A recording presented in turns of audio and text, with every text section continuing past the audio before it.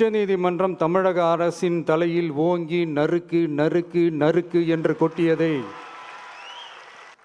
முதல்வர் அவர்கள் மறந்துட்டாரா?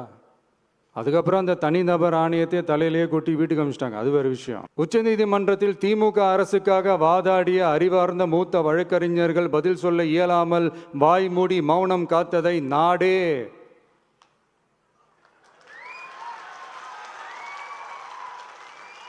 இதையும் முதல்வர் அவர்கள் மறந்துட்டாரா? இதெல்லாம் என்ன அவங்களுக்கு புதுசா என்ன? இன்னும் குறிப்பாக சொல்லணும்னா 1972க்கு அப்புறம் கேள்வி கேட்க ஆளே இல்லாமல் போச்சுல்ல, அதுக்கப்புறமே இந்த திமுக தலைமை இப்படி தானே இருக்குது. இப்போ நாங்கள் கேட்டோமே இந்த சில கேள்விகள்லாம், இதெல்லாம் நான் கேட்கல, சுப்ரீம் கோர்ட் கேட்டிருக்கு. இதனால் என்ன புரிய வருது? இந்த கவர்மெண்ட் நடத்துகிற அந்த விசாரணை மேலே சந்தேகம் ஏற்படுதுன்னா அதுக்கு என்ன அர்த்தம்? உங்கள் மேலே நம்பிக்கை இல்லைன்னு அர்த்தம்.